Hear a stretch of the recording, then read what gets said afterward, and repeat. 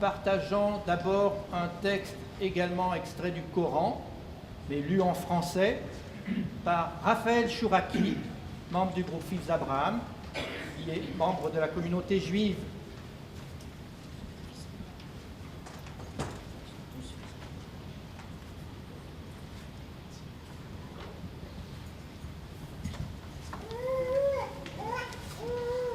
Lecture en français de la sourate 59.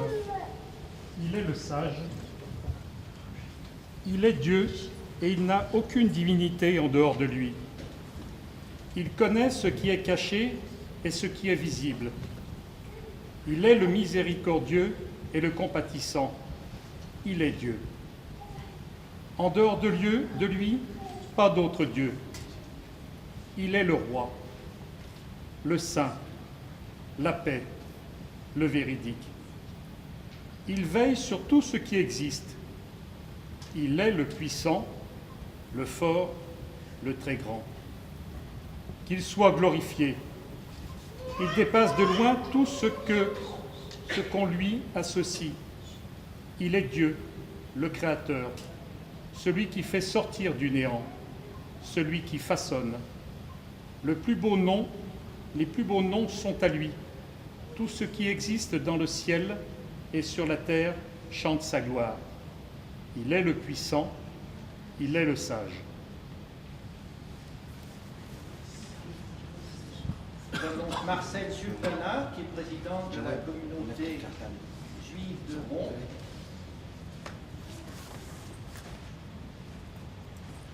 Isabelle Sec, membre du groupe Fils d'Abraham, les chrétiens. Smaïn Boufedja, membre du groupe Fils d'Abraham, musulman. Et Yod Thomas, également membre du groupe Fils d'Abraham, bouddhiste.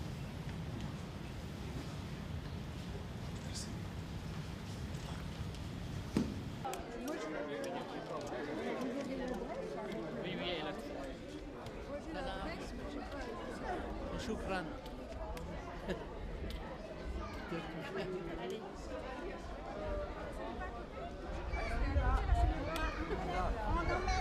Comment vous vous appelez?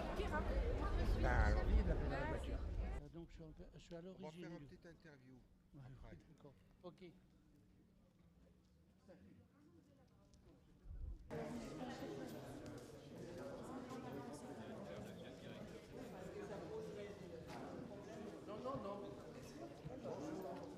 Merci à vous tous et à vous toutes d'être venus dans notre synagogue de Bron, le centre Échelle, après la visite que vous avez faite à la grande mosquée de Lyon.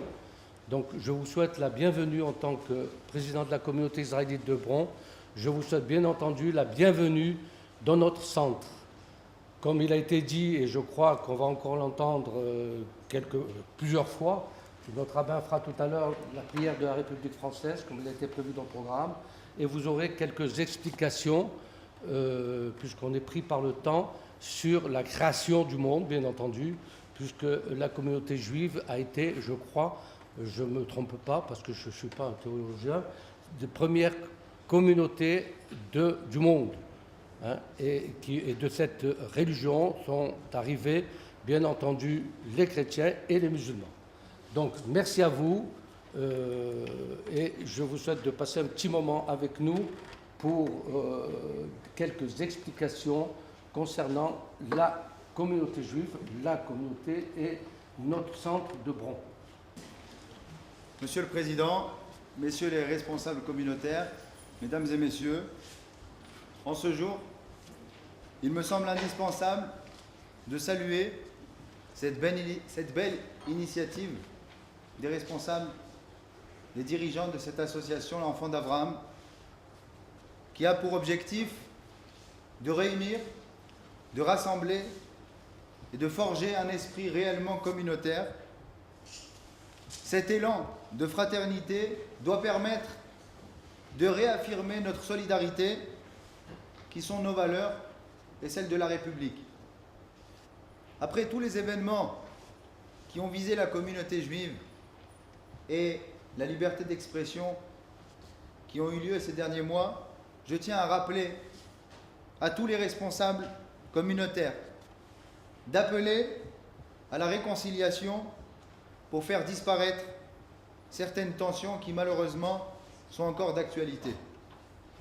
Comme nous le disons et nous l'affirmons chaque jour dans notre prière, nous sommes tous les enfants d'Abraham et je pense que la volonté d'Abraham, c'est de voir l'union parmi ses enfants.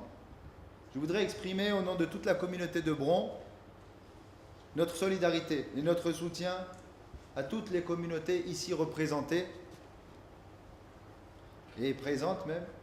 Et j'appelle de mes vœux les plus sincères une véritable prise de conscience de tous les responsables communautaires qui devraient dépasser les déclarations d'intention et se traduire en des actes forts en mesure d'éducation afin de lutter dans un front uni contre toute forme de terrorisme et contre tous ceux qui instrumentalisent et dévoient la religion pour tuer au nom de Dieu.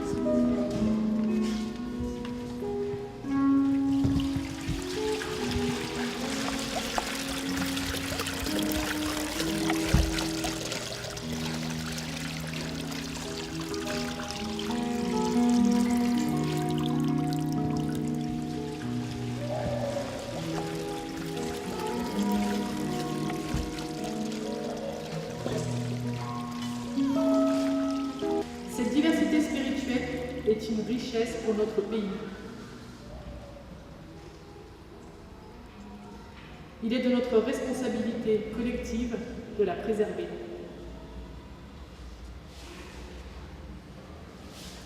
Restons unis dans la solidarité nationale et soyons tous, plus que jamais, les gardiens de nos frères. Merci.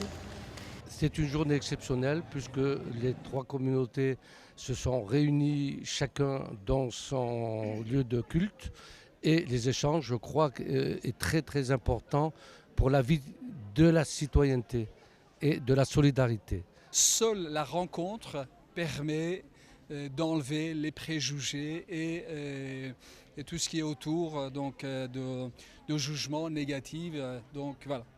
Et donc c'est à ce niveau-là qu'effectivement j'encourage vivement à ce que ces fêtes, ces journées se répètent et que les rencontres puissent avoir lieu. Et c'est de cette manière effectivement qu'on pourrait enlever, s'approcher de plus en plus les uns et les autres et enlever les préjugés. Vous savez, je me réfère toujours à Emmanuel Mounier qui disait que les événements sont nos maîtres intérieurs. L'état du monde, à l'heure actuelle, nous commande, les chrétiens, les juifs, les musulmans, les bouddhistes aussi qui viennent maintenant avec nous, nous commandent de vraiment nous entreconnaître pour réaliser ce que vous viennent de dire mes deux collègues, cette entreconnaissance et puis d'autre part, cette volonté de marcher ensemble pour construire un monde qui soit meilleur. Donc il ne faut pas simplement que ce soit des paroles, mais il faut que peu à peu, nous apprenions à travailler ensemble, à construire ensemble, parce qu'il n'y a rien d'autre à faire. Les événements sont nos maîtres intérieurs. Cette journée est extraordinaire, mais aussi c'est pour moi m'interroger comment aussi on partage ça avec la jeunesse, qui était très peu présente. Et vraiment aussi de se donner aussi un challenge d'arriver à partager ça et à combattre aussi. L'objectif de ça aussi, c'est combattre l'ignorance et de comprendre aussi c'est quoi nos différences, c'est quoi nos frères musulmans, c'est quoi nos frères chrétiens, c'est quoi nos frères bouddhistes, ils pratiquent quoi et apprendre à se connaître. Voilà. Et c'est ça pour moi ce qui est le plus important.